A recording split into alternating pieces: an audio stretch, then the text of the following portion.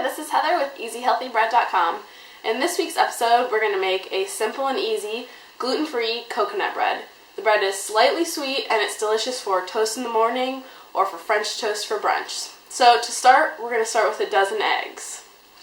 Yes, it seems like a lot, but for gluten-free breads, and especially with coconut flour, you need something to act as the binder of all the ingredients. Coconut flour is super dry, so the eggs keep everything together and keep it moist. So we're going to crack a dozen in the mixer. I just have my whisks on, and we're just going to kind of mix them up and break them up.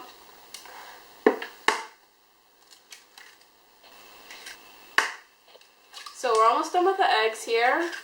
Once we've cracked all 12 in, I'm just going to mix them up. This bread is super simple, only has 5 ingredients. Just takes a little mixing. It's kind of a dense bread, but it's really quite delicious, especially if you like coconut. It does have a slight coconut flavor. And again, it's really great for people who can't eat grains. So we're just going to mix it up.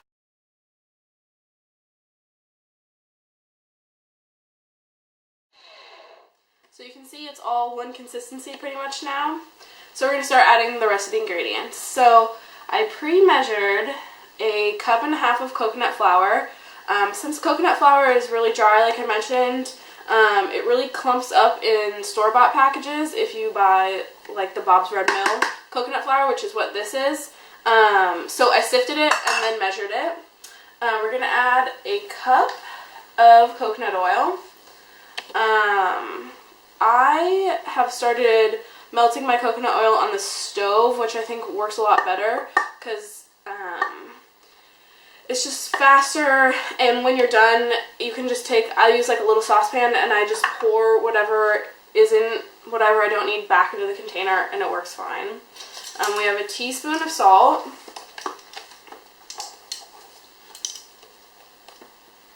And like I said before, if you're watching sodium, you can leave it out. Salt's not super important here. And then we have 2 tablespoons of honey.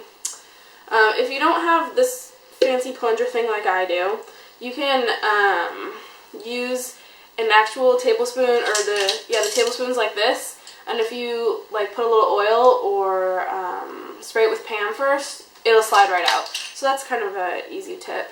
So I'm just gonna get things going. Usually would use the back of my knife, but I don't have one handy. And then we're going to beat this just with the whisks. And you could definitely use just in a bowl with, I would probably at this point use a spatula. I think it would going to get caught if you use a wire whisk, and I don't think a wooden spoon is going to do too well. I would use a whisk for the eggs and then a spatula to incorporate all this. So I'm going to mix it between 4 to 5 minutes, and I'll show you what it looks like when we get back. And we're back. So I've beat this for about 4 minutes. You can see the consistency. It's not like bread that you're used to. If you're not experienced with baking gluten-free and you've made a lot of bread in the past, you kind of need to throw what you expect out the window, because it's quite a bit different as far as how everything works. So I'm just going to take the dough and get it mostly out of the beaters. One thing that's nice about the Bosch mixer is that it has the wire whisks are really big, so unlike a hand mixer, it's easy to get everything out. So I'm going to get my loaf pan. I didn't grease it. I tested this recipe greased and ungreased, and with this pan it didn't make a difference at all. If you're using a glass pan or a pan that normally sticks, I would grease it a little bit first with either some butter or if you have extra coconut oil. And we're just going to put the dough in. So, one thing about this is that, I mean, it's kind of more like cookie consistency almost, like a cookie batter dough. So you kind of have to manhandle it a little bit, or else you're going to get weird pockets. So you're going to want to press it in every inch or so that you put in here. You just kind of want to press it and really get it in there, or else you're going to get weird air pockets pushed into the corners. You see, I'm just kind of doing that. One thing that I did, because I know that I'm going to use this recipe to make awesome French toast, to kind of give it something extra, I took a mixture of 1 tablespoon cinnamon, 1 tablespoon sugar, mixed it up, and I put it in between some of the layers. So if you double the recipe, or it's just a 2-to-1 sugar to cinnamon. You want to be careful with too much cinnamon because it's a really strong spice. But if you like it a little more cinnamony, you can add a little bit more. This was pretty mild. So I'm just going to take it and go like this in this layer. And I'm going to kind of shake it around. So you see a nice even layer. And I'm going to keep going with the dough. So you can see, whoop, missed a little bit there.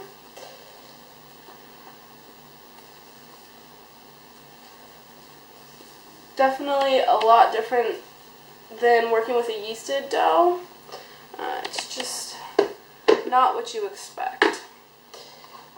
So, like I said, we're just going to push it down into the corners, smooth it out. So if you remember the coconut flour cupcakes I made, they weren't super pretty on the top, and it's because the dough doesn't rise into like a pretty oval rounded shape on the top like a yeasted bread will. So if you want it to be really nice and pretty on the top, you really have to smooth it out. The dough, when I made this before, it rose just a little bit, just like I think it just expanded a tiny bit, not really a rise, I would say. So if you're using other shaped pans, you want to fill them straight to the top. So here we go, last little bit. This also makes the perfect amount for 2 mini loaves. I've made it with those before as well, and those are really good to have at a fun breakfast, or if it's just easier for you, smaller family, to make 2 mini loaves and freeze one, you can do that as well. So it's a perfect amount for either one regular 1-pound loaf, which is what this pan is, or 2 mini loaves. So we are just gonna pat this in. Now I just put in 1 layer of cinnamon sugar. You could absolutely put in multiple layers, especially in a big pan like this. You could fit that easily. So just smooth it out. And then we're going to pop this into a preheated 350-degree oven for about 25 to 30 minutes. And I'll show you what it looks like when we get back. So after you get the loaf nice and smooth on the top, you're going to want to slip it into a 350-degree oven for about 40 minutes. It's going to be a little bit brown on the top. That's okay when you pull it out, because that's going to end up being the bottom of the bread. We can turn it upside down. So we're going to put it in the oven, and we'll be back to show you what it looks like when it's done. So I popped the loaf out of the loaf pan. Came out in a nice perfect square, just like the loaf pan. You can control the bread a little bit better because it's not yeasted, so it's going to come out just like you put it in, pretty much. And it has a nice line of cinnamon sugar that I can see here running through the whole loaf. See if I can, but you can see, got the line right there. That's the cinnamon sugar that we put in. So you can slice this up, serve it up right now, nice and warm. It's going to be super moist and delicious, and is going to make a great French toast for your brunch this weekend. So thanks for watching EasyHealthyBread.com. I've enjoyed making this awesome video for you, and share it with all your friends. Thanks!